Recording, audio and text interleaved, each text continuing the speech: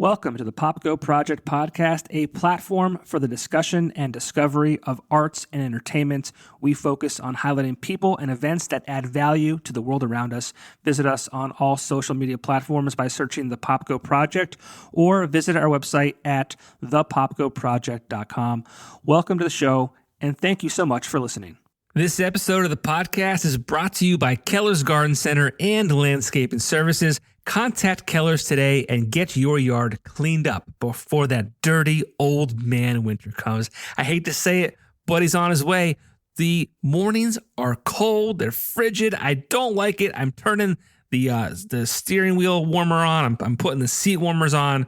It's just miserable. But contact Keller's today. And if you're looking for snow removal services during the winter months, they can take care of that for you too. Do not break your back this winter and leave the heavy lifting to the professionals at Keller's. Family owned and operated. Their team is looking forward to serving you. Keller's Garden Center and Landscaping Services, located on Kern Street in Exeter near Blue Ribbon Dairy. Find them on social media to learn more.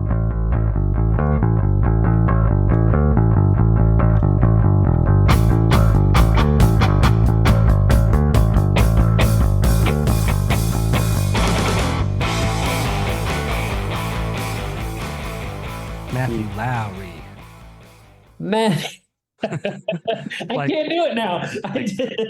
Like Mike Lowry. Like Mike Lowry. Matthew Lowry. Yeah. Matthew Lowry. Oh, that's me. How you doing? I'm very good. I'm very glad to be here with you. Yeah, thanks for taking the Wish time. I had the beer on your hat. Well, go get one. I made dinner. My wife, so my wife's pregnant. We're like halfway through this pregnancy. Thank you. It's our first. So we had an appointment today that went like 3 hours, and I thought it was going to be like a 1 hour thing, and it was like, no, there's an hour with this person and an hour with this person and then the ultrasound, and it was just, so by the time I made dinner and got everything together, I did not get to run out and procure any adult beverages for myself. So. Well, listen, I've got two sitting in the wings here. I will have either one or two, both for you. And your wife. That's awesome. Congratulations. Beautiful. Thanks. I didn't think that's how we were going to start the show. I know. Well, hey, I'm having a baby. Yeah. Well, so Matthew Lowry, he is a musician. Where are you from? Florida. I live in Lakeland, Florida, right in the heart of the state. So. Well, yeah, I'm a father. I've got two children. One's 5. He'll be 6 in December, and one is 15 months just yesterday. And we, pregnancy in general, is a wild thing. Yeah. So the 3 hour thing that you had today, I'm trying to think of what that entailed. There's just a lot of so we had to go see a high risk doctor for my wife because she has some health stuff. Yep. So we did like an hour with a geneticist and answered a ton of questions and went over different stuff and like went over blood tests we took. And then the ultrasound was the first, we had one earlier that was like quick and we saw things. This was like intensive ultrasound. Like, here's every angle of your baby and here's what it is and blah, blah, blah. And I'm like, it's so, the technology is wild. So crazy. Yeah. So I'm just crying in there. Like, there it is. Dude, there she I love is. It. Is it a girl? Yeah, it's a little girl. Oh, man. Yeah, it's wild. And then we waited for a while and then got to actually talk to the doctor, and we were with them for like 20-30 minutes. So just all in all, but show up time to leave in time, it was like 2.5, 3 hours. And it was just like, I had to make dinner and stuff. Yeah, I mean, my wife, outside of high blood pressure, she's healthy, but so she has high blood pressure managed, with medication, but she was considered high risk for both her pregnancies.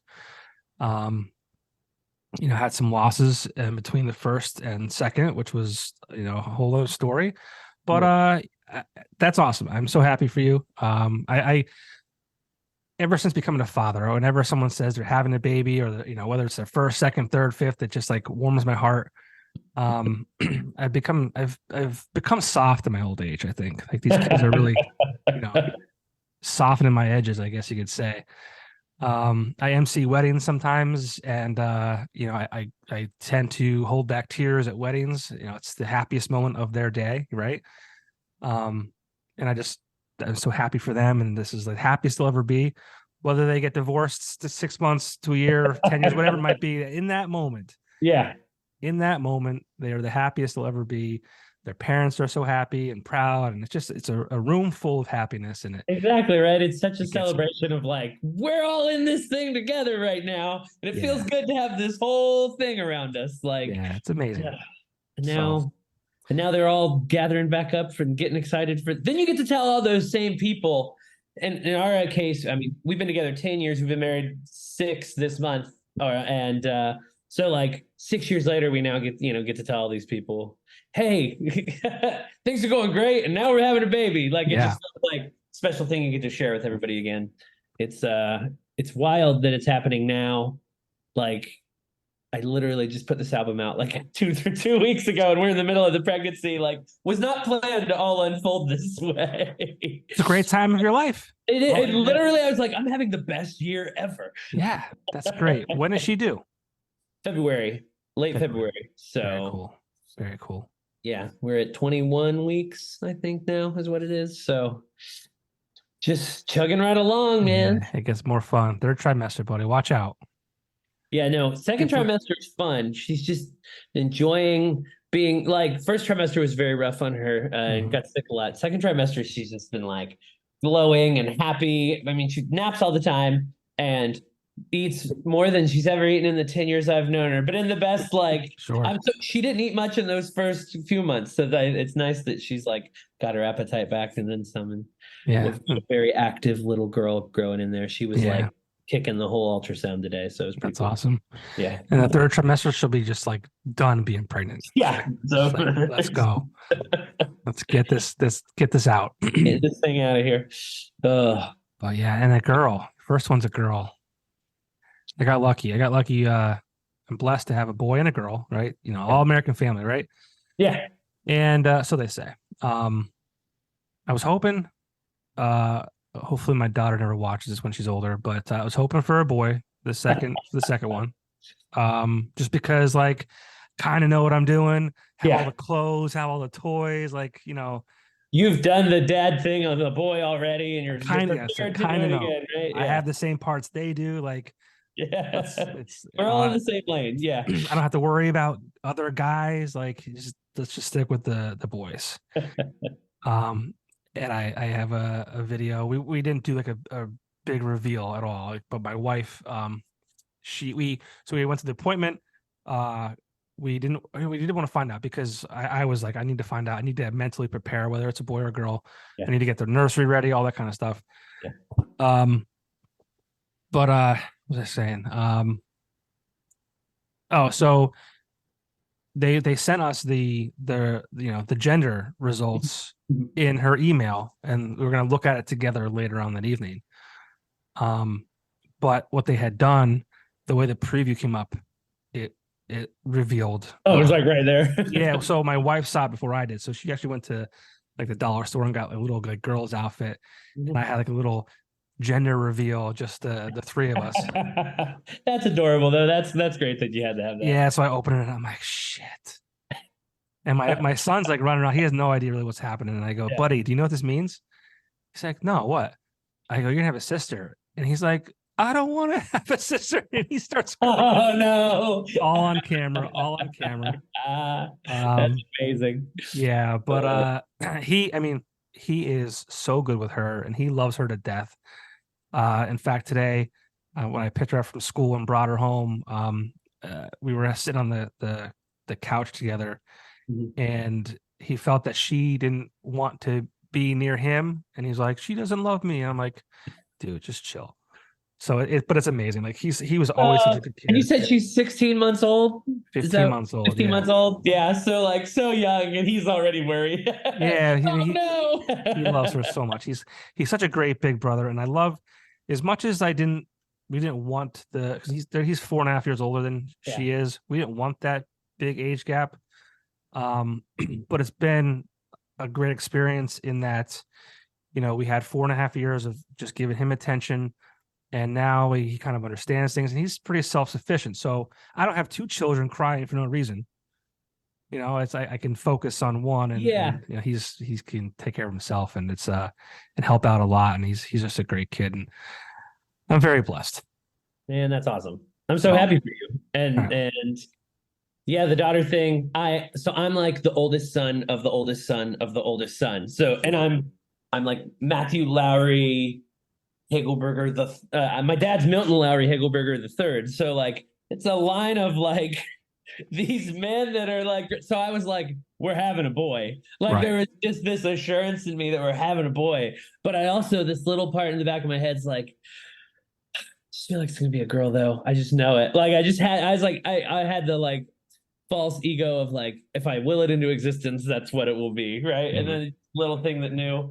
I feel like my wife had this like inkling as well. So we found out, and we just had a little video filming us like reading the email, and we haven't shared that with anybody or anything, but like we're standing there and like we're trying to figure it out, and there's like other genetic tests, and then we look and we finally see it, and I'm like, I just kind of freeze for a moment, and I was like, oh man, I'm crying. Like just like it was like a processing. You could see my face process, and then I just kind of start crying about it. And I'm like, well, this is the most emotion I'm going to continue to feel for a long time.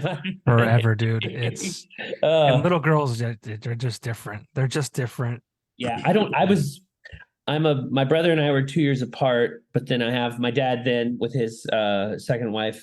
I have a brother and a sister as well, but they're much younger than me. Like I'm 37 now, and my little sister's 18.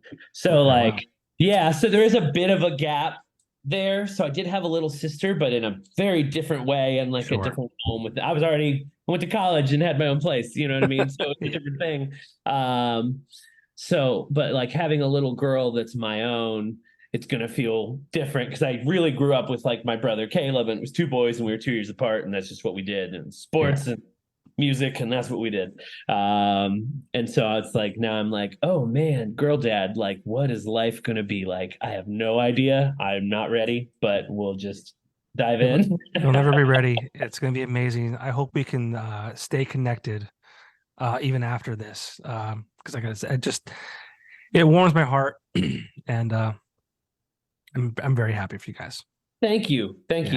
It was all on purpose too, which always makes it like way better. Right. We're 10 years into this thing, and we wanted to do this, and we finally had like a house that was like, space for a child. It was like, okay, it feels really good to have like been very intentional about it too. I feel like somehow that makes me feel more prepared. It's like, okay, we really wanted this. Yeah. Well, for us too, it's like, do you want to try? And okay, yes, let's try. And we tried, and it was like, it happened. No, like exactly 8 months of waiting. It wasn't like a struggle. And then even after him, it's like, let's have a second one. Okay. It's like, I looked at her and pregnant. I'm like, okay. I had 3 losses in between. And each time though, it was like, it was no difficult to get pregnant. It was just maintaining it. And then before we had our daughter, then we began to struggle. And I don't know, why we began to have infertility issues, but our daughter is actually an IVF baby. Yeah. And that worked first time, thankfully, because that's fucking expensive. Yeah. Right. But so everything, and then we had 2. I went and I had a procedure done to, make sure we had no more. And life is good. Oh, yes. I hear you. So I wish you the same. I'm excited. I will say that I'm still definitely like getting the most out of these last 3 or 4 months that I can. It's like, just be aware. It's like, I know it's all different, bro. It's like, hey, I'm going over to Casey's house and I'll be home late because watch football, dude. Drink beer. Like, don't. Everyone's like sleep now. Like, sleep now. It's like, no, you can't bank sleep. So like, just prepare. Like don't sleep. Prepare your body to never sleep. I think it'll be my wife already goes to bed pretty early generally is what for her job. Like she's up early getting ready. So like 5:45 her alarm goes off, but she's like I want to crawl in bed at 8:30 and get 9 hours of sleep. Like that's her game plan. It's like, I'll sleep the extra, especially now that she's pregnant. Yeah. She's like, I'm crashing and I'm sleeping as long as I can. And so if I like, try to be on her sleep schedule as much, I mean, we're going to wake up obviously. But I'm just, I'm not worried about sleep now as much. I do find myself having like nights going like, enjoy it while you can. Enjoy it while you can. If you want one more beer, have it. Yeah. No, I did that there. It's my buddy's birthday the other night. I said, come over, I'll make you dinner. We got a couple bottles of wine. We had some vodka. We had some martinis. And he had left. And I was like, well, I think I'm going to finish this second bottle of wine without him. Watch a little TV. And then, it was nice. It's nice. It's just solo adulting. Yeah. Well, let's talk about the other exciting thing you've got going on. You just released your debut album. Indeed. Flamingo County. Let's talk about that. I mean, I did a little research. I try not to do too much because I want it to be very very organic discussion, organic, questions and stuff like that. So I didn't do too much, but and my thought was you're just a down to earth, cool, chill dude that likes to have a good time. And I think you've confirmed that already in the last 20 minutes that we've been talking about being dads. But I mean the music's fun. You've got a music video out as well, called Coming For You. Yeah, we have Coming For You, and then we also have All My Friends Are Selling Out too. Got a couple. I didn't see that one. But bro, you missed it. That's a good one. You have to get into that. I will definitely will. Well, I'm big into videos now because I made my music video debut for the band. The band's called Don't Panic. Mm-hmm. Just last month, maybe a month and a half once this episode kind of airs. And what a process. And the video for Coming For You is very in the vein of what we did for Don't Panic. It was just, a lot of friends, and it was a big party, and it's very DIY, but it was very well done. Mm-hmm. So before we get into all that, talk about the new album, debut record, Flamingo County. Tell us about that. Yeah. So, I basically started writing some songs solo. I'd played in multiple bands throughout the years through college. After college, got really serious and started touring with the band Terra that I was in for a couple albums, and about 5 years.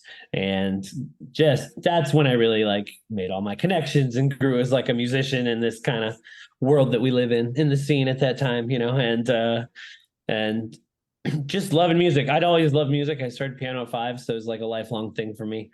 All sorts of classical and jazz and rock. But main thing, I've always been writing, always loved to write. But in most of these bigger bands I was in, I wasn't the primary songwriter. I was always writing my own kind of stuff on the side, because that's what you do.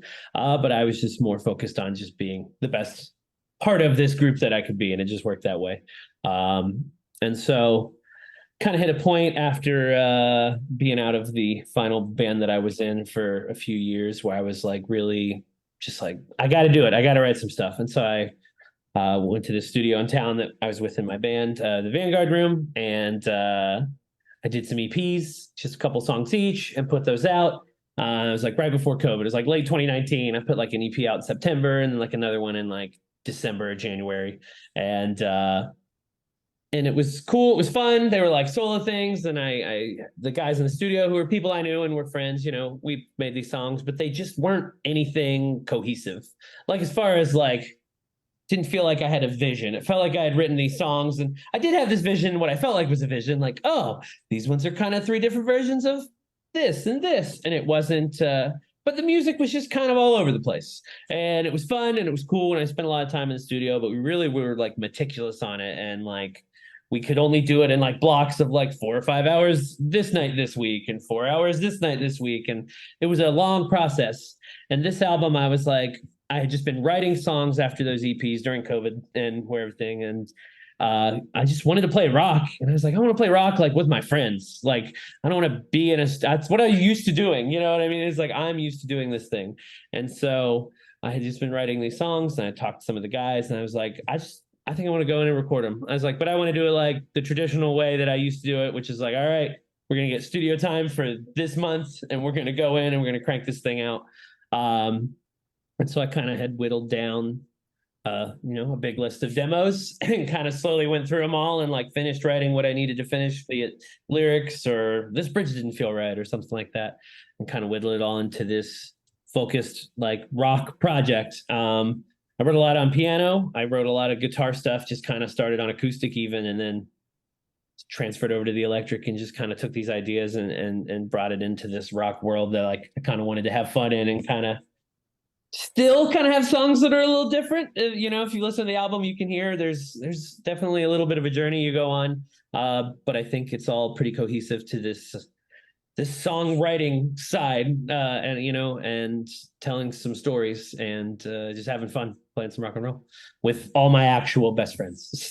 So. I mean, you're living the dream, man. Living the dream. Writing music with your best friends, and yeah, that's great. You said there's kind of stories in the songs. Are they fictional, or are they about real life instances? No, yeah. So this is Flamingo County is kind of this state of mind, idealized place that is something I had kind of came up with as this kind of Florida hybrid, because I grew up in like Gulf Coast, like Bradenton, Sarasota, and we moved a lot as a kid, but that always felt like home. But then like my grandparents lived like a little further in the state, and so they had like a 20-acre ranch that was out in just like rural Florida. and then living in Polk County for the last I've been here since 2005. So 18 years or whatever. It's very central Florida. And I love it. And so there's this combination of this, like what people think of as this classic Flamingo Gulf Coast Florida thing, but there's this whole other part of the state that's like not that. And Lakeland kind of has this beautiful feeling of both this classic Florida town, but also this Polk County kind of rural outskirts of Lakeland and other areas that are kind of fun, a little dirty and gritty, and we do that too. So I feel like the music kind of has this southern, even coming for you, just like we call it, like kind of like a swamp rock kind of feel to it, and just kind of love that, dig into kind of those southern influences here and there as well, with just more of a straightforward like rock, and then also just some classic rock Queen type moments and stuff like that, man. It's kind of having fun. Like I said, just taking things I love and trying to bring them to light now in a way that's like fun and current, I guess, for me. So yeah, I mean, well, Flamingo County sounds like a place that I want to live. I mean, I like it. Yeah.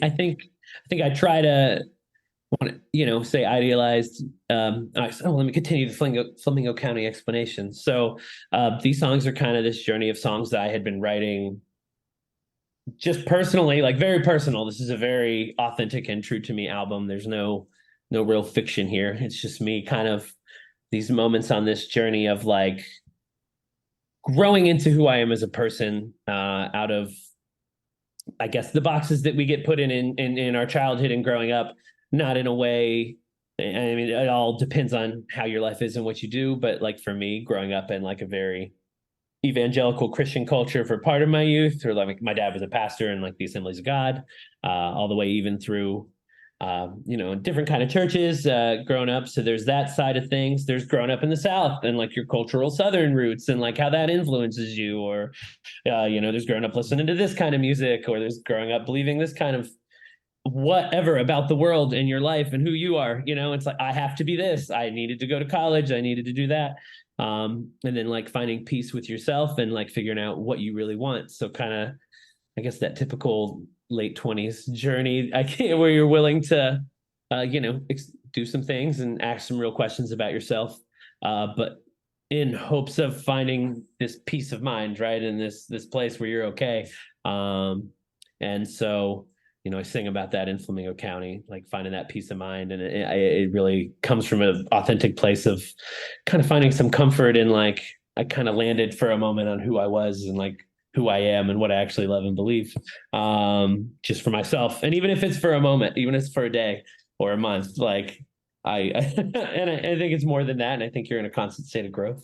Sure. But like in that season, I feel like I had this journey that we hear me kind of start with this declaration of, all right, what I really need to do is write songs and smoke weed. And like, I grew up getting all the things right and fucking, I got all the blue ribbons, you know what I mean? I got good grades. I went to college and all that. And then like, but I went to play music and I fucking decided to pursue these things instead of like heading down the career path and what that looks like.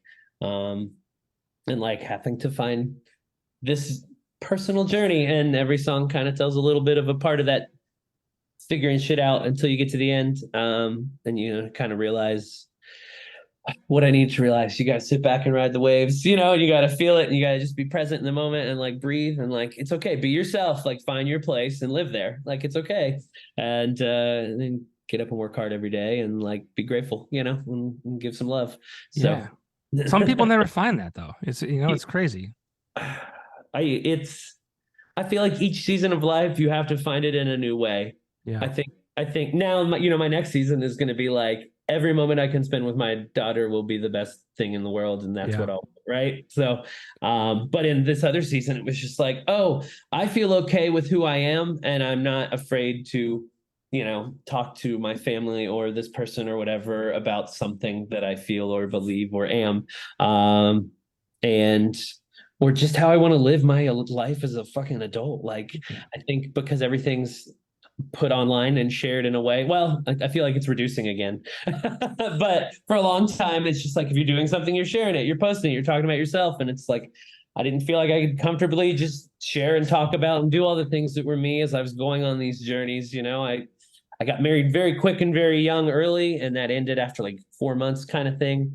It was, and that was my mid-20s. And so then I started trying some psychedelics, you know what I'm saying? It's just kind of like, I was like, well, we're going to start from square one. I don't fucking care about anything. Like, I got to figure out what I'm doing. Like, who am I? What am I even? Why did I even marry this person I knew I shouldn't have married? Little reset. That kind of thing. Yeah, little reset.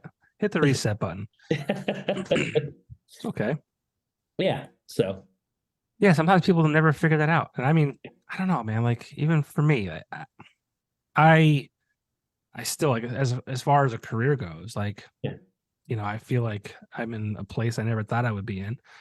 You know, I was always in media from, you know, day one of my professional career. And now I'm in the screen printing world. But I definitely found like a place as a father, which, you know, I find comfort in that. Yeah.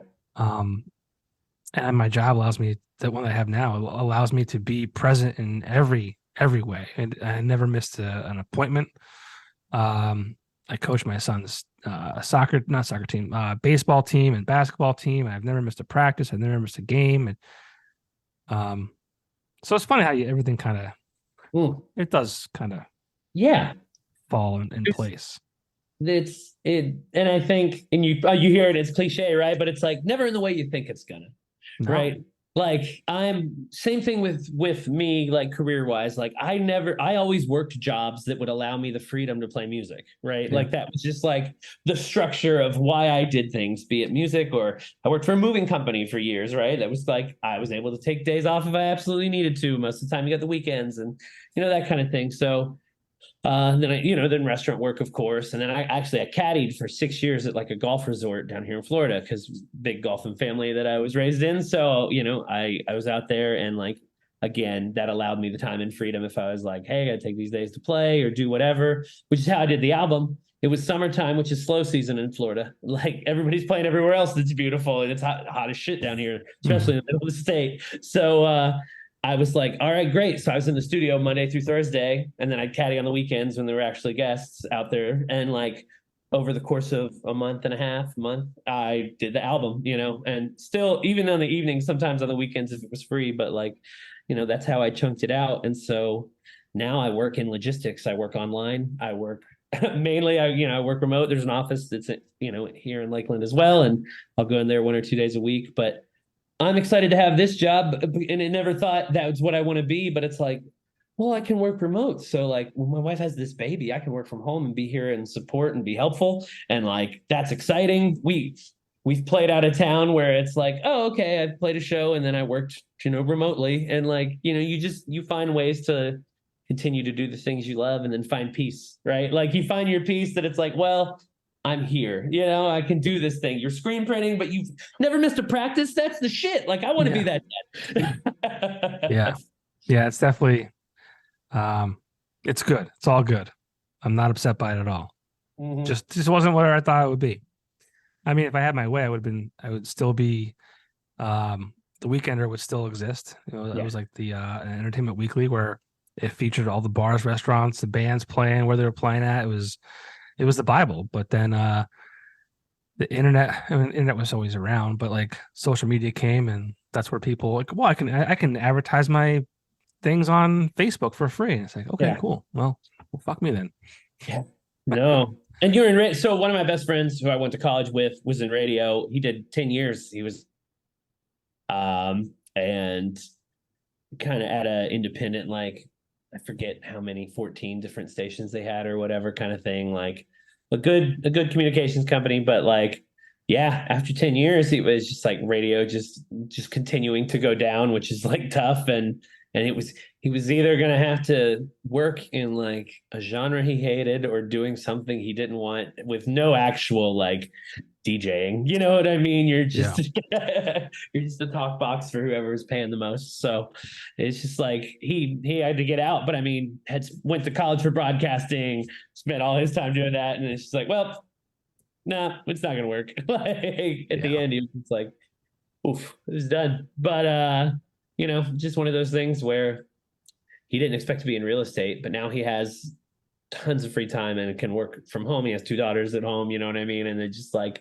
it's good for his family. I think it's great that we all are able to, we're in a different time where like you can prioritize your family, like working as an adult. It's crazy. It's crazy to think about, like, you know, back in the day, you know, oftentimes a woman still stayed at home and took care of the kids, and the man went out and worked and all that. And it's kind of crazy how it's and the fathers were never like really involved that much. Like they never changed a diaper, or never did whatever. It's like what I would give to pass off a dirty diaper right now. No, it's very different. I think, I don't know, it's wild. You know, I think of like a Mad Men era, right? Where it's like you get on the train, you leave the house at 7:30, and then you catch the train in, and then you're freaking there all day, you know, and then you go out for dinner and drinks, and you're home at 7 off the, it's just like, that's wild. Hey kids, good to see you for half an hour. Now you're off to bed. And mom's taking care of that too. It's just like, that seems wild, but it's very real life, right? It's very real life for a certain era. I think there were obviously always great dads that wanted to be at home and be with their kids. Of course. Yeah. And they, I mean, and there's dads who work, you know, that worked those 12 hours and came home and still did what they could. Yeah, it was a different time, and but what I'm saying is I'm happy that it's like it is now. So for sure, that's just like it's fantastic that we have the opportunities that you already have. I'm getting ready to have, you know, it's just like, and for, you know, jobs too. I mean, you know, enables you to create music and write the album and continue doing what you love to do. It said it's sonically inspired by, you know, Jimmy Eat World, Foo Fighters, which I definitely heard, Andrew McMahon, and Weezer.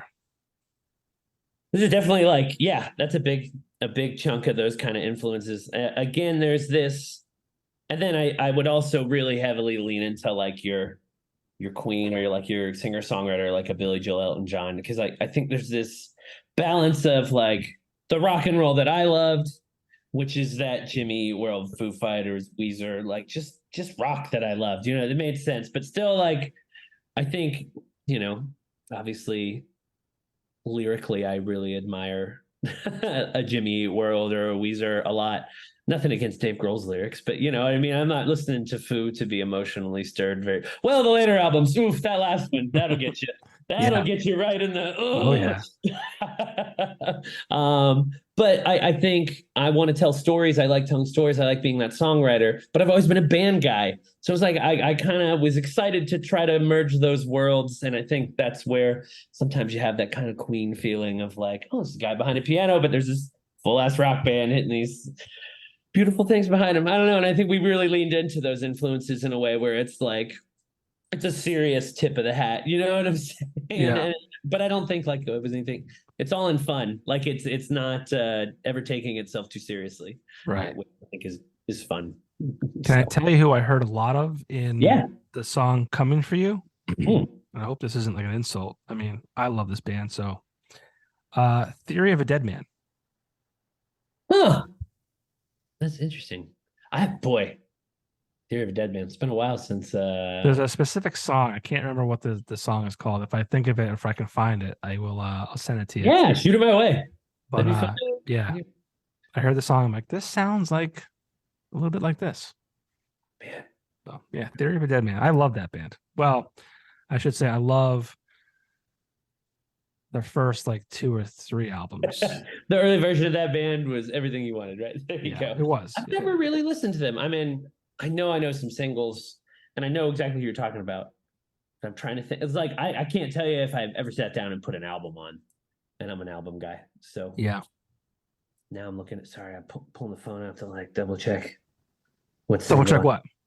I'm trying to think of singles of Theory of a Dead Man. Yeah, I don't even know if it was like a main single that No, but I'm trying to think of what like Theory of a Dead Man. Yeah. Like I would like. I hear it and be like, oh yeah, that's them. Yeah, you would know it to hear it, but while you're looking for that, I mean, do you think you are better as a solo musician, or do you think you're better as a band guy? I think so. What I'm finding and what I'm loving about what we've done is that like, so I wrote all these songs, but always with the intention of like, hey, I want to record these with you guys. Like when I realized I wanted to do that, it was like, well, Micah, who's played drums with me in the last 2 bands I was in before this, is like one of my best friends in the world. And it was like, well, Micah's doing drums on everything. And we did all the pre-production and demos with Micah. And then like Josh played guitar in those same 2 bands with Micah and me. So like we have all been playing music together, me and those 2 guys, 10 years, 12 years. So 12 years, 12, 13 years. Yeah, it's been a while. It's just long enough that we have a real cohesiveness and I trust them and we feel very good together on stage. And so Josh came in and played lead guitar on like 4 songs and that like fit his style, that were that very Foo Fighters, Jimmy Eat World rock songs in the album. And Tired, the last song, he did that really cool country solo. And then the bass player is my best man at my wedding, Rick, who's a great guitarist, played guitar on Deconstruction and on All My Friends Are Selling Out. And so just like assembling this team of like my friends. And then now that we've been playing out, for a couple years and we are as cohesive as we are, it's like, I call them the Flamingo County Players, like live. I came up with that. I called them that in the studio. I call them that live. And so like, going forward, we are a band. Like, consider us Tom Petty and the Heartbreakers, or like, you know what I mean? Or they are the Silver Bullet Band to my Bob Seger, the E Street to my Bruce Springsteen, if you will.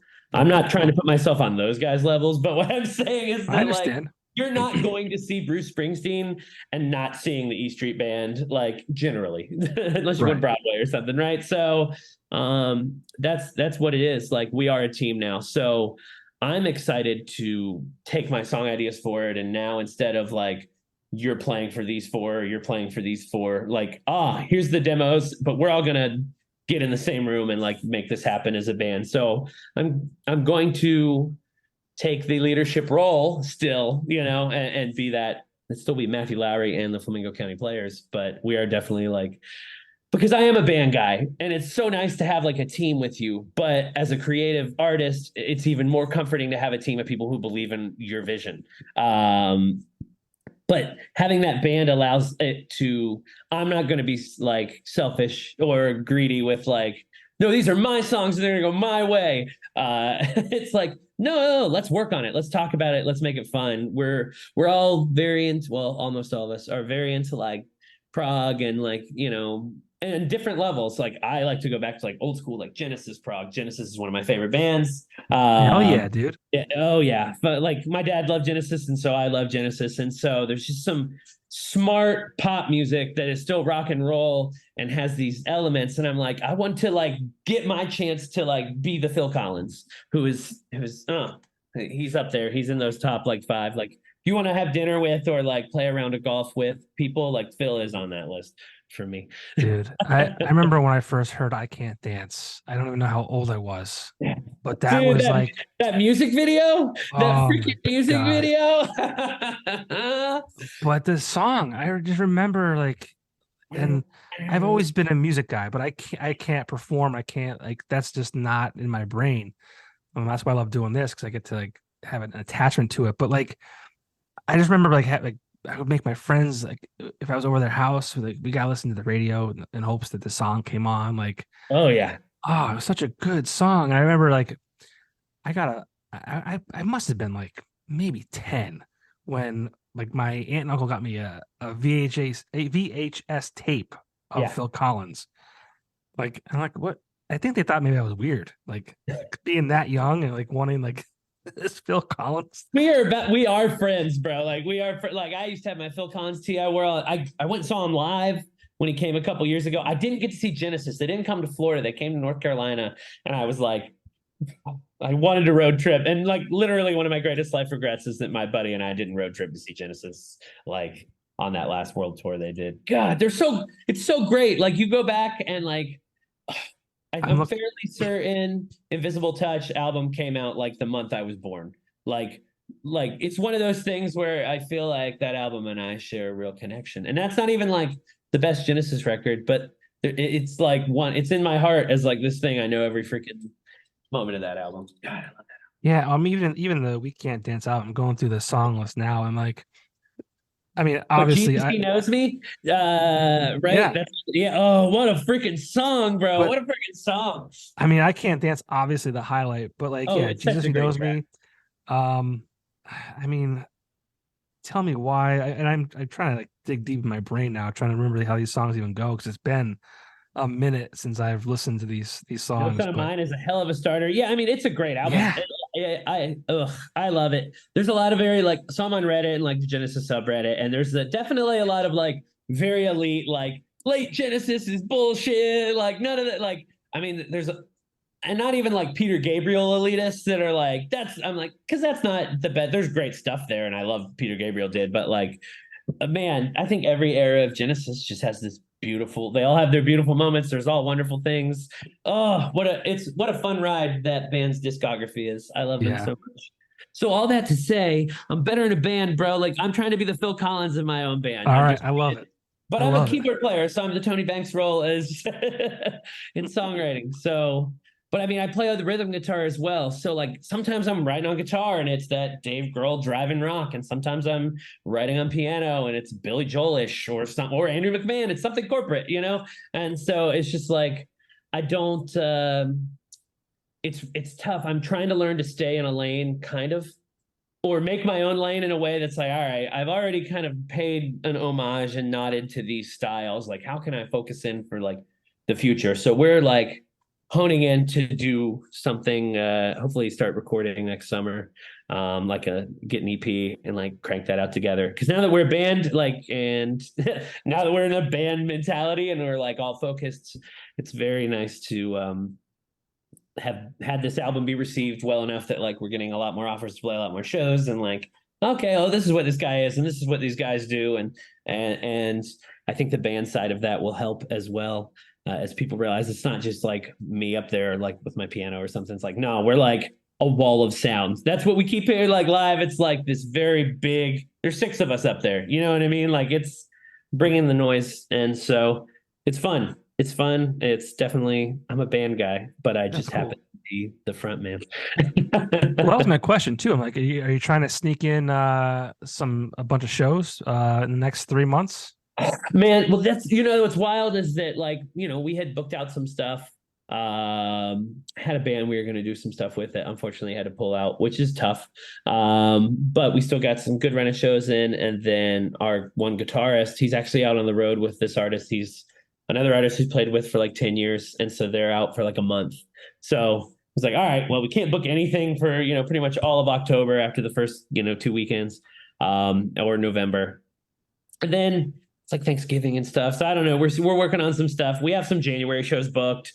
And then obviously like February, I don't believe, unless it's like the best offer in the world, I don't see me doing much for February. We're just going to be like in that last month, getting everything prepped. And then, Yeah, definitely taking a few months with my wife and child, and everyone else can just go away.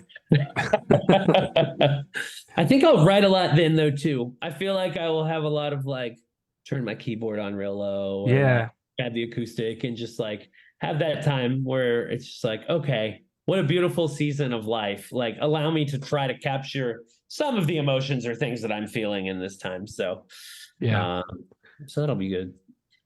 Yeah, and babies, well, they're supposed to. They should sleep a lot. So, I mean, you'll still be able to, like, baby goes down for a nap, work on some tunes. Yeah. Cook a lot of food, try to support the missus. Are you a cooker? You like to cook? Oh, very much so. Yes. Yeah. Yes. I am the cook in the house. Although I will give my wife credit. Like, I mean, when I met her, she microwaved like pasta sauce out of the jar. You know what I mean? It was like it was on that base level of like, this is where our cooking skills are. Now she's like, she finds a meal she wants to cook, and she looks at the video, and she gets the ingredients, and she takes the time and like Sunday sauce. Stuff. So yeah, but I mean, it's not like she does it every night, but like I give her credit. She has become a good cook, but I am the like 4 or 5 nights a week I'm making dinner kind of guy. So what are you making? I like it. I control it. Let's see. What did I make tonight? Oh, I cheated tonight. Like Publix has these like these mussels in sauce that are frozen, like, you know, they have, so I saute those in different pans, and then I did linguine, but then I put the pasta in with the sauce and the mussels and kind of seasoned it and cooked it a little together. So it was like a little pasta seafood dish. But like I did pasta the other night too. I was like just cutting up chicken. I like, you know, sauteed some garlic and some other, what else did I put in there? Some peppers, and then cook some chicken in that. Then I kind of pour off that base, and then I put some sauce in and let the chicken cook in that sauce that could all soak in. And then did some like rigatoni, and then I kind of put some of the juice back in there and let it kind of cook up, thickened up a little bit. And yeah, just kind of had a little pasta action going on there. I like Brussels sprouts, and there's always some good greens. So like I did some balsamic vinegar Brussels sprouts today with some of the leftovers. You know, it's just good stuff. Yeah. We used to, before we had children, we used to do Blue Apron because I mean, I'm not from scratch. I'm not doing it. Like I'm just not. I need to be directed. I need to be given the ingredients. But my wife still always did more of the cooking than I ever did. But I mean, I could follow directions. They make it pretty simple in that way, though, right? Like they're pretty straightforward. It was always good. It was always good food, and it was always a good amount for both of us. But I mean, you'll find out. You know, especially when they're first born, you'll be doing a lot of takeout. Maybe you'll be smart enough to do some like, you know, prepping while they're sleeping and things like that. Yeah. But then they start playing sports, and it's like, okay, well, what are we doing for dinner tonight? Domino's. My wife had a funeral to attend tonight, unfortunately, and my children got frozen ravioli and sauce from a jar. It's quick. It was easy. I mean, the kid had home to do. Like, you know, it happens, bro. Yeah, I mean, it is what it is. You'll find out. Oh, listen, Ralph's does some frozen lasagnas that I will put in the freezer. I mean, that's probably my favorite sauce out of a jar. We do Ralph's and Del Grosso's a lot, so I gotta give Publix credit. They do keep us stocked in some bougie pasta situations. So yeah, it's not cheap. No, it's so worth it. Like in my head, I'm like, for the $3 extra or $4 extra that I'm paying for this jar of sauce, I will be so much happier while I'm eating it. It's like I will sacrifice that from some other part of my life to have good sauce. But it's the one thing that I like. I always had a stronghold in. I think my mother-in-law like didn't understand it. She was like, well, because she like maybe bring something over or whatever. It's like, oh, Matthew doesn't eat ragu, and it's like, what? And it's like, listen, I don't like it. No, I'm not going to eat it. And it's no offense to you, but I just prefer to not. I don't mind Publix brand. Okay, it's not too bad. But like, yeah, honestly, like I love the Rouse. I love the Del Grosso's. Those are my two that I go to. You a big pizza guy? Yeah. We have some good spots too. So it depends on, and it's different in the mood. Do you want like brick oven pizza? Do you want like a classic like New York style Italian pie? You know, what do you want? Well, I was thinking more, are you making it yourself, pizza guy? Oh, every now and then, we'll get the dough. I don't make the dough, but they sell like pre-made pizza dough. But what I like to do, one of my wife's favorite things that I do, so I'll do like a Alfredo seafood pizza. And so I'll saute scallops and spinach and shrimp and kind of do this whole thing over here. And then I'll have like an Alfredo sauce base that I put in there, and I make like a garlic butter. And then I'll pour that around kind of the crust area, but I'll just do like an Alfredo base and then put the seafood and then the spinach and mozzarella on top of that. And crushed red peppers, or sometimes some actual like red pepper in there that I'll saute too. Yeah. And then just put a little like sriracha on that. And it's like game changer seafood pizza. Well, NEPA is like the self-proclaimed pizza capital of the world. It may be Old Forge specifically, but NEPA pizza is pretty phenomenal. Huh. I need to do that next time So yeah, Pennsylvania. I went to high school in Pennsylvania. My mom still lives in Pennsylvania. Where in Pennsylvania? Okay, so over in Bedford County, south of Altoona. Okay, so not that far. Yeah, no, not at all. That's why I was like, when you said it earlier, you're like, oh, The Office. It's like, no. I live in watch The Office. I haven't either. I haven't either. I've seen plenty of episodes, right? I've even tried the season 1 run through like twice, and it just never stuck enough for me to be like, I'm committed to watching this show. And I know I'm missing out on like hilarity, I'm sure. Same. But when it came out, I was 22, I want to say ish. And my head was not ready for that type of comedy. I think it's ready now. I watched episodes in full, but never a season in full. Mm-hmm. And I've enjoyed it. I don't know. They're talking about a reboot for that, and I don't know how that's even possible, because the stuff that they did, in 05-ish or whatever, you can't do that now. You can't do it. I mean, I think there's always, man, comedy is so tough, because like, I think there's always going to be a way for people to be funny, no matter what the circumstances are, right? But I also think that part of being funny is that you're always on a line anyway. Like I think you're always kind of dancing in that area where it's like, it has to be that way to be authentically like from the gut funny on some kind of level. But I don't know. I'm not a comedian. I don't proclaim to be a comedian. I love comedy and respect like, I feel like so many musicians love comedy and so many comedians love music. And I feel like for sure. I'm in that world where it's like, I love and I'm obsessed with comedy. But think about the last good comedy that you've seen. But define like what, movie or TV show or what? Like movie, like good comedic movie, like laugh, like kind of pushes the boundaries, like it's probably over the line, but like it's just jokes, it's just comedy, like it's not like, think about that. Last good comedy movie you've seen? Man, I feel like I have seen some great comedies in the last few years, but I'm trying to, I used to be so good with movies, and I've watched so fewer. I'm more interested in watching older movies I haven't seen than like more recent movies is my problem. Now you got me thinking. It's like, I'll name some. Well, there are some though. I know I've laughed my ass off at some stuff in the last few years, but it's like, now I got to think about it. But like 40-Year-Old Virgin, super bad. The Hangovers. Years. The Hangovers. Your old schools, your Wedding Crashers. Wedding Crashers. Yeah. Like that's your, like those type, like early mid 2000s was, they were classics. Anchorman. Yes, for sure. But I mean, I will say this. The people who made those comedies in that era, right?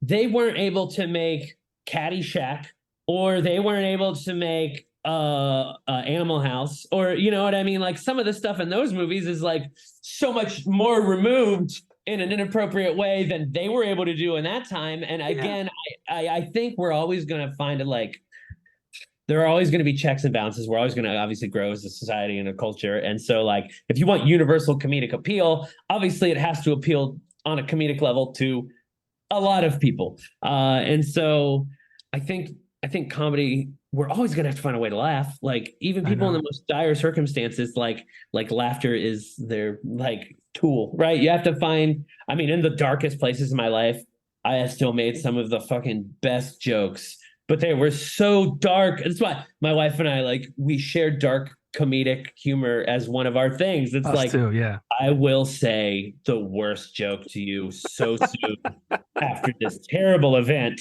And like, and I know that you won't judge me for it. Now, I feel like there's been like one time where she's been like, nope, that's too far. It's just a little too, but only once. And so like, I feel good that in our whole relationship that we've only hit the too far line once, and it was from me, not her, because she's than I am. So it's that's great. That's so funny. That's so funny. Yeah. Now, so all that to say, I think we'll always find comedy. God, now I'm trying to think of like newer movies I've watched as of late. I challenge you to name one good comedy in the last 3 to 5 years. See, but now I don't want to go on a hunt, but I feel like I have to go on a hunt to be like, yo, this shit was hilarious. I'm just trying to think. Like, even myself, like, I mean, I love comedy. Like, I'm just like you. I mean, like, with some of my favorite comedians, like, well, I'll talk about comedians. You can look for your movie. But obviously, I mean, Joe Rogan, Bill Burr, Shane Gillis. I'm going to see him in November. I can't wait. Even Whitney Cummings is hilarious. Chris Rock, good. Are you a Kyle Kinane guy? Do you like Kyle Kinane? Do you know? I've never heard of that name before. Oh my! You need to write. I'm writing it down. Kyle Kinane. I've been listening to his albums for like, I mean, I used to like 10 years ago, he had this Whiskey Icarus was like his first like album that I heard by him. And like, I was immediately hooked. I was like, this fucking guy is amazing. He's like an old like punk rock fan, and he talks like this, man, and he's real excited. And he'll tell you the story about how he's just an old guy in Vans. And like, his comedy is fucking genius. He's hilarious. Sorry, I love me some Kyle Kinane. Well, he's very, very. I almost like going to see comedy shows more than I like seeing music shows. And I'm a huge music fan. Don't get me wrong. I love music. Like as it's gone. Yeah, but like I mean, like I saw Sebastian Maniscalco, and I mean, I just like, you laugh for if they're there for an hour, I laugh for an hour. Like, when I see a show, I mean, I mean, as a 40-year-old man who I'm not very like, I don't know how to say this. I don't show a lot of emotion per se. So it's like, I'm at a show. It's like, okay, I'm watching this show happen. I appreciate the music. I appreciate the talent, all that kind of stuff. Like I cry at almost every show. I've cried at a Blue October show. I've cried at Death Cab for Cutie. I've cried at Incubus shows. I cry. I would cry at a Death Cab for Cutie show. God, I would cry at a Death Cab show. But I'm a crier though. I am too. I'm a very emotional person, but like, I mean, I love to laugh. I mean, like, and to be at a comedy show and laugh for an hour straight, like, that's fun. Not that a show is not fun. Like, I mean, no. It's different though, and I agree. I got it. Dave Chappelle's like coming to Tampa, and like he's a god to me. I love Chappelle, and like I wanted to just splurge on the tickets, but they're so expensive, and I just don't. But we are going to see Taylor Tomlinson. We've got tickets for her, and it got rescheduled from the spring to the fall, and so that's in like less than a month. In a couple of weeks, she's coming to Tampa, and she's very, very, very funny. So going to see Taylor Tomlinson. Okay. Tomlinson. I'll check that out too. She's on Netflix for sure. Okay. God, yeah. I love that comedy is also like it's just like music. Like people have these comedians, and there's overlap. Like Bill Burr's hilarious, right? I love Bill Burr, but Pete Holmes is my favorite stand-up comedian. You know Pete Holmes? Pete Holmes. He's like, we have the same energy, so that's why I love him. Why am I not? I'm drawing a blank. I don't know why. So he did a TV show called Crashing on HBO for 3 seasons that Judd Apatow actually like produced and did with him about becoming a stand-up. Okay, I recognize his face. I don't. I'm not. He has a podcast called "You Made It Weird." It's just a very free form, but he'll go like 2.5 hours. Like I listened to him and Keenan talk for 2.5 hours the other day, and I was like, "This is beautiful!" Like I wanted to hear all these stories. And but his kind of comedy and stand up is very. My wife's talking about this the other day. It's like he's silly and kind of goofy, but in a way that's like. And it's not like childish. It is. Everything's childish if you like look at it from a different perspective, right? And so some of it's like, you ever think about the fact that like Brad Pitt still has to look at the fucking toilet paper after he wipes his ass? Like he has to make sure it's all gone. He does like, and that's probably not, I don't even know if that's the right actor or but the context of that joke is that like everybody's got to do it. Like all got to look at the paper and go, oh, I'm done. There's no more down there. Like that's the best comedy, relatable comedy. It's like absurd, like just like that's the best. That's the best. Fun. I'm trying to think of. There's Bert Kreischer. Not a fan of Bert Kreischer. I've watched one Bert Kreischer special. It was like, that was funny for sure. But like, I'm not necessarily on the raw energy of comedy. Right. Super his laugh, he's funny, but I'm not finding myself like seeking that out. Well, I love listening to him on podcasts. When his podcasts or guests, I like listening to him that way. But like, I don't like his laugh. Even Tom Segura, I think he's funny, and but like I'm not like I don't laugh like with him. Yeah, but yeah. And again, we've got off topic. We've gone away from Matt Lowry. It's almost like we're enjoying this conversation with each other. I love it. Like I told you before, I hope that we stay connected after this.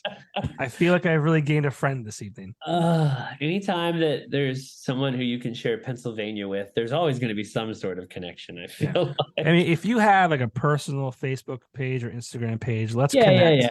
Let's connect. I do want to stay connected with you for sure after this conversation because I feel like we are. It's like the Step Brothers movies. Have we just become best friends? Yep. We did it. Yep. We became best friends. But I don't want to take up your entire night. I mean, your wife's probably asleep based on what you said before. I'm free. I'm here to do whatever. Yeah, but you could be doing so many different things better than talking to me, right? It's 10:06 on a Thursday. It is October 12th. This will probably come out in like the last week of October. I'm just putting out there frame of reference for anyone listening. This is recorded a little bit in advance, but like, let's get back to your stuff real quick. I want to make sure we cover all of that because that's the most important part. That's why we're here. It's been a podcast about being a father and like live. That's why I love this. I love the fact that we can get off on different topics. But of course, I want to talk about the important things in your life. And it's being a husband. It's becoming a father in a few months. But talk about the it's. Obviously, this day and age, creating a music video for your songs is a lot more realistic than it was 20 years ago. Oh, yeah. 20 years ago, you could, if you were making a CD, you were like, oh, this guy must be big time. He's putting out a CD. Like, okay. But we're talking about doing videos now. I have to check out the one for All My Friends Think I'm Sellout. All My Friends Are Selling Out. Yeah. The song, I did listen to the song. I didn't know this video, but the song I feel like belongs in a teen movie. It was like an American Pie or Not Another Teen Movie, things like that. I love it. Oh, God.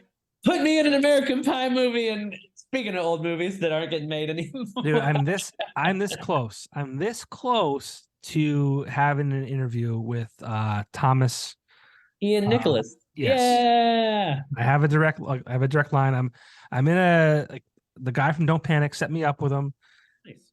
I've been kind of ghosted the last 2 texts. I'm trying not to be like annoying or things like that he's like my fucking hero to a degree. I grew up with him between Rookie of the Year and the American Pies. We were Cubs fans, bro. Like my dad grew up a Cubs fan because in Florida they had WGN. So as a kid in like Bradenton, Florida, who loved baseball, he got to watch the Cubs play all the time. So like I grew up a Cubs fan and we in Pennsylvania, you used to road trip over to like Chicago and we'd go to Wrigley. So like Rookie of the Year came out and I'm like 8 years old or whatever, right? And it's like, Henry Roland Gardner, I'm Matthew Hagelberger. You're right. Holy shit. Arm. I want to be Holy this shit. kid. Garden hoser. That's the jokes I got in Little League. Right. It was just Rookie of the Year jokes all the fucking through the Little League. Heidensteiner. It was great. God, yeah, Tommy C and Nick, that'd be sick, bro. It would be so good. I mean, like that would be like. I've interviewed some great guests. I've interviewed Art from Everclear. I've interviewed some people. Hell yeah, bro, that's sick. Yeah, the Verve Pipe. Nice. What's his name? I forget. I'm drawing a blank here. So the lead singer from Cold, Scooter. Well, yeah, Thomas would be like, yeah, that for me, that would be like, oh man. So we'll see. How do we get there? Yeah. So I think that song, teen movie. That should be in a teen type of movie. But videos, right? You know, are these important to you? Why did you do it? And talk about specifically the Coming For You video. Yeah, for sure.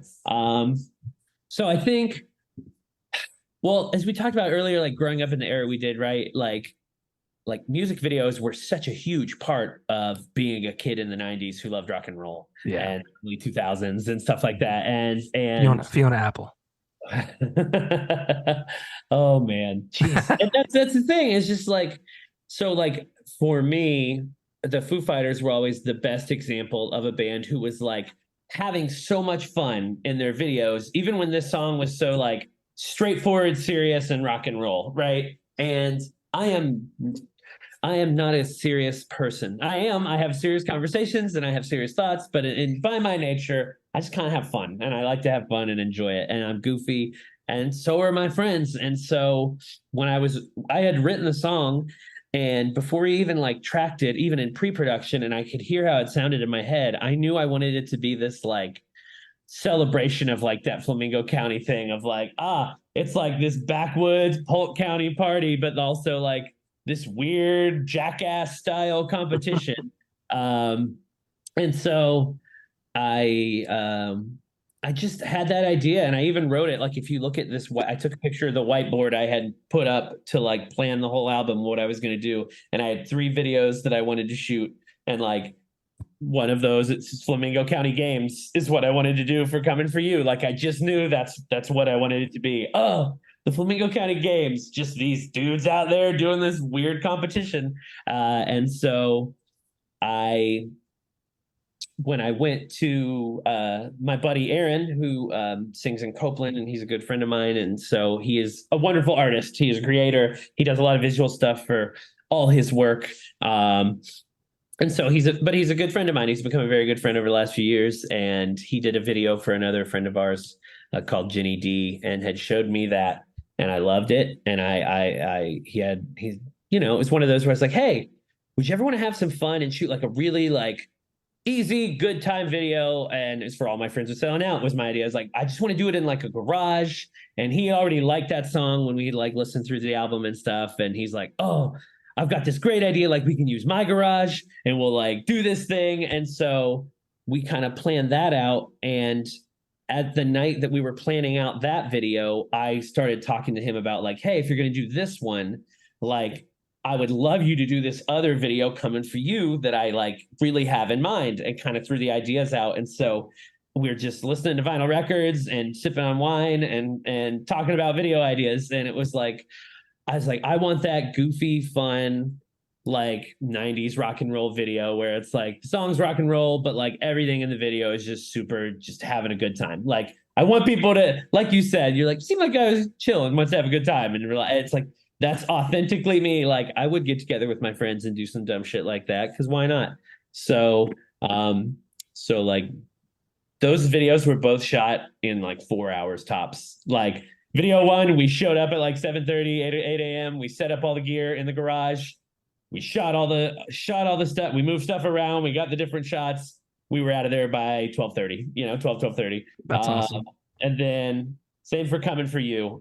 Very lucky my father-in-law has this like piece of land. And when I was out there, I was like, this would be perfect for a music video. Like, I was like, this is the Flamingo County Games. They'll totally let me use this big like field that we use. So sure enough, he was super supportive. And like, I went to Lowe's. I bought that big old plastic strip for the slip and slide, which we have since used again at like a Labor Day thing we did in my backyard. So, yeah, we just came up with fun games. I had those old guitars that we'd like threw as like the like javelin type thing. Yeah. I had literally been sitting on those for like 5 or 6 years easily. Wow.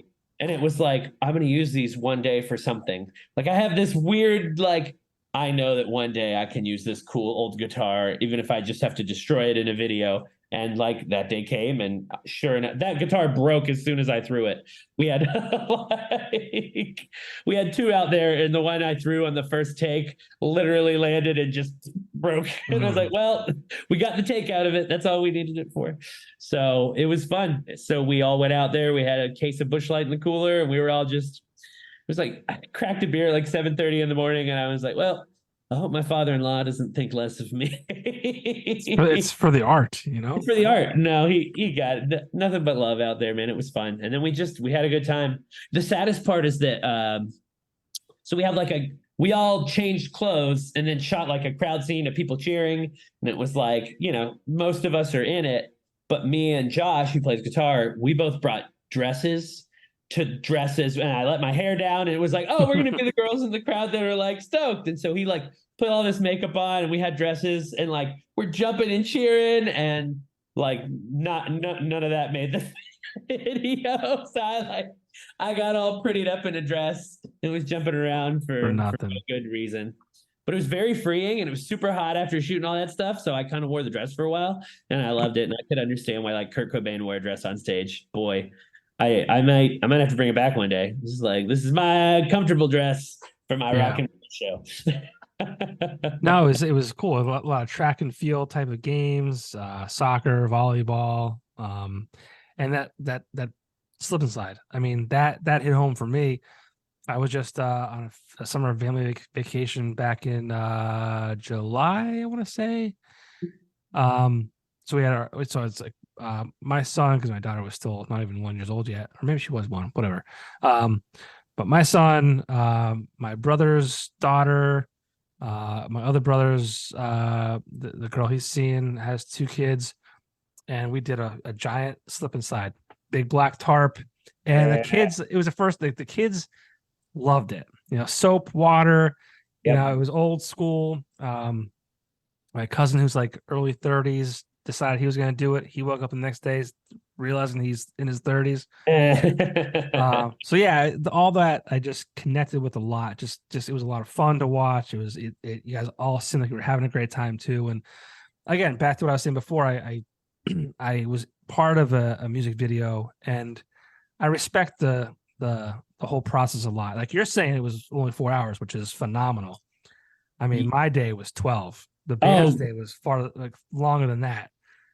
I've done those videos like back with like other bands where it's like you show up and it's a full shoot and they're doing it, and it's like it is everything. And but I think we were like very lucky that like we did it so DIY that we were able to get it done in 4.5, 5 hours. But it was still like, all right, we're gonna do this 20 freaking times, and you're gonna do this over. Like I belly flopped on that freaking water slide multiple times, and you want to talk about waking up the next day, man? My legs, my gut, like Josh, when he hurdles the freaking sawhorse and like falls, dude, that's legit. Like his knee when he hit it on the, he's like, it hurt for weeks. Like, I could tell you guys laughing. I could tell like that was like not the plan, and you guys were just like, it was like a genuine laugh, like, oh my God, I can't believe that happened. I was so glad. It was funny because I saw it in the video and I'm like, you know what? I love that it's in there, because we really did not think, because a couple of us had done the hurdles, right? So it was like, okay, you did one and you did one and we made it and it was great. And like he went for it and just beefed it hard, and it was even funnier to see from our angle, because he disappears and then comes back up, right? And we just see him like eat it. It was perfect. Pop up. Micah did a flip over one and landed on his back. And that I want the B-roll. I keep telling Aaron, I was like, I'm going over this weekend. I need to get it. I've been bringing a hard drive. It's like, I need the footage, man. I need all the extra damage. Yeah, that's so good. It's so good. And it just, again, the music's good. You guys are just having a good time. The videos are cool.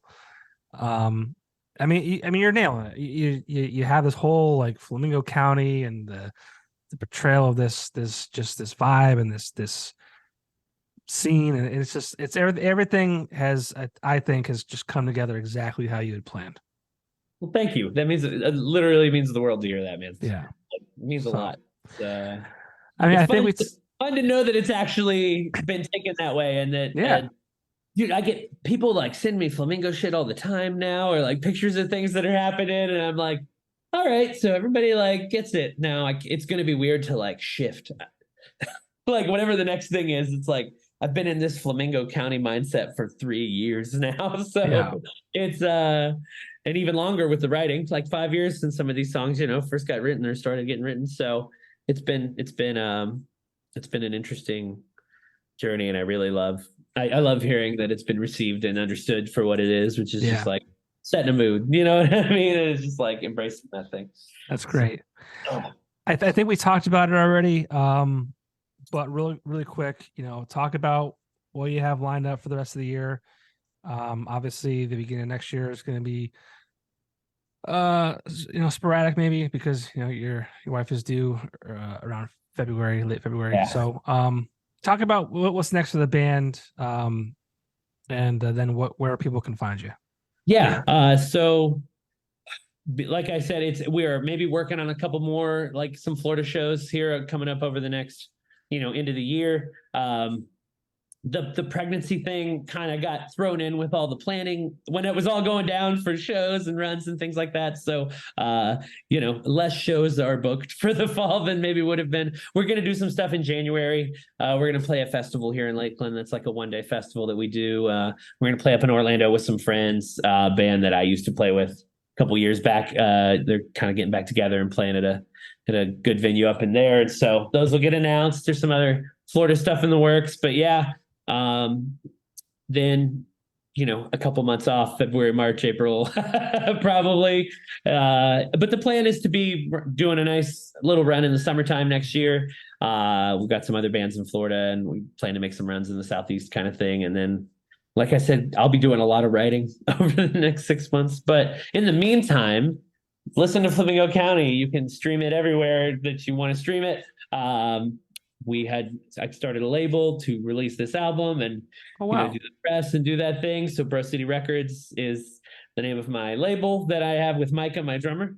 And we are going to be working on pressing the album to vinyl here, kind of getting that in the works, and then launching the merch store and everything like that, hopefully early next year. And then we'll be able to have vinyl and merch and stuff that'll be on sale. Because I've been selling merch at shows, but I haven't set up the web store and done all the good stuff yet. So we'll be kind of shifting things into that gear as we keep kind of writing. And the hope is to release. We're enjoying every moment of Flamingo County while it's out. We want to share it with everybody, but we just want to keep writing and keep releasing music every year and just like enjoying every moment that we can in spurts. And I think embracing this band that we have like found is we've all been such good friends for such a long time. To actually all be in the same musical group together playing and like as a team, it feels so good. And it's just like I feel like the sky is the limit for what we can do musically, and I'm very excited to follow that. So follow me on Instagram at like Matthew Lowry 711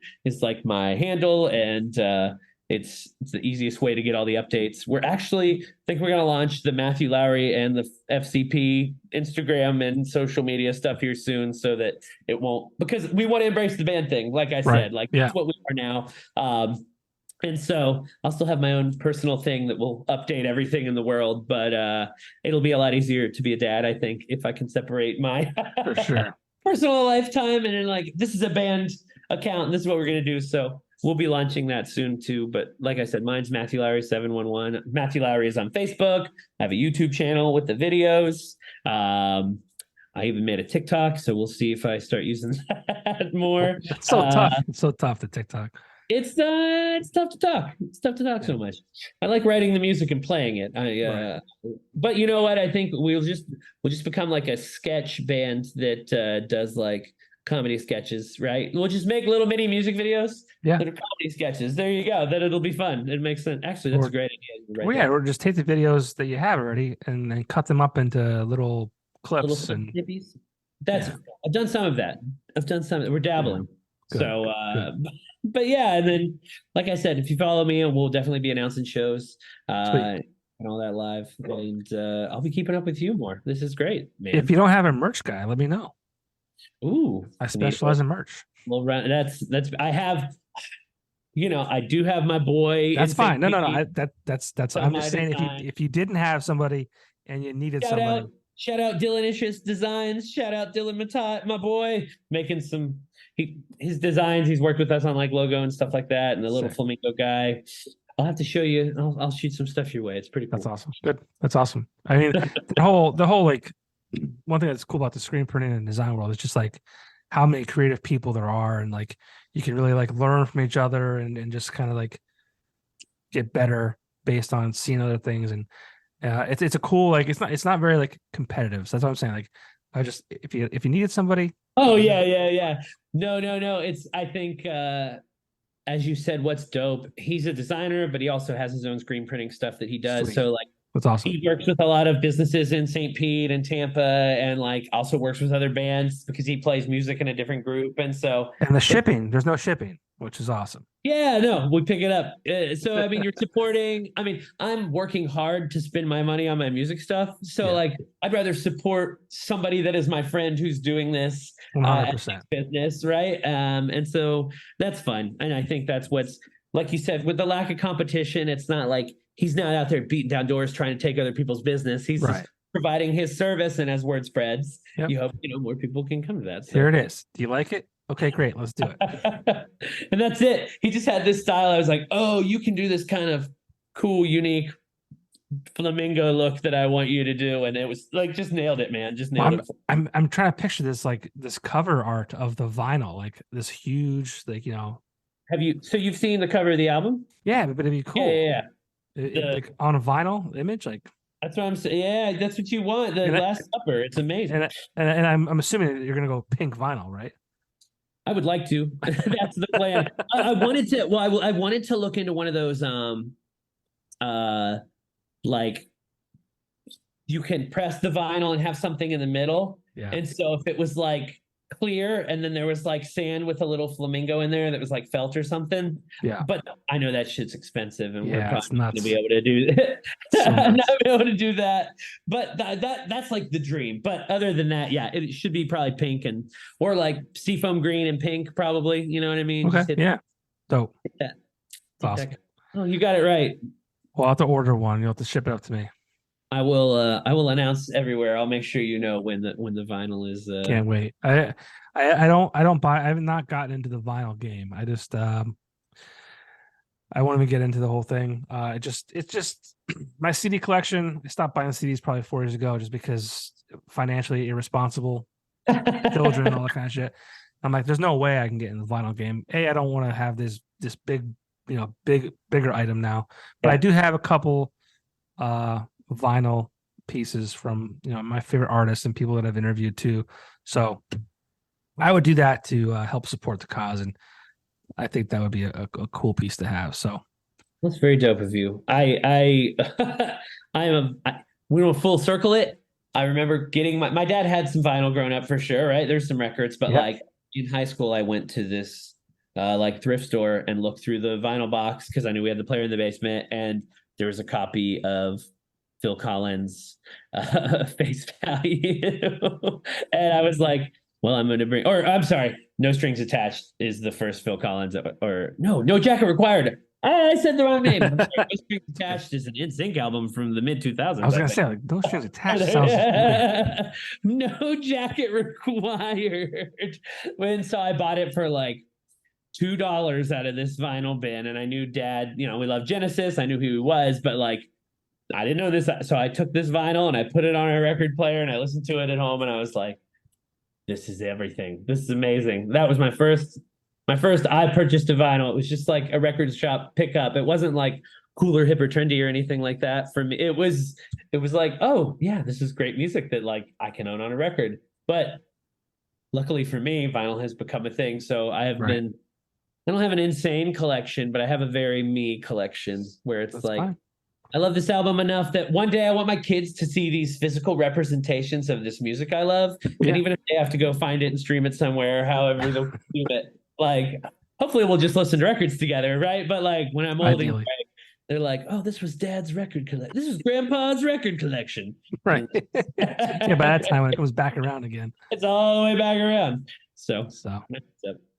Well, Matt Lowry, it's been a pleasure. It's been a very my pleasure as well. It was I've had a lot of fun tonight. This is probably the most fun I've had in the last few weeks as far as doing interviews, and not that, you know, the past ones have been not fun, but this has been a very enjoyable. I'm happy for you with your music career, your soon to be baby, and, you know, your marriage and all that stuff. It just I'm happy when people are happy and great things are happening in your life, and it's just it's a wonderful thing, and I know you are cognizant of how great your life is, and you don't take it for granted, and that's always just a great thing to see. So best of luck to you with everything. Thank you. Please, let's connect outside of this. I melted my heart with all those kind words. No, dude, it's serious. That's from my heart. Like I said, I'm a very emotional person. Like it's just, I wear my heart on my sleeve, and I genuinely care, and I'm very happy for you and everything that's going on in your life. So thank you again for taking the time. I kept you for a little longer than I wanted to. I love it. I hope you enjoyed it, and I will definitely keep in touch. Yes, sir. Thank you. All right, buddy. Take care. Yep, you too. All right, we'll see you.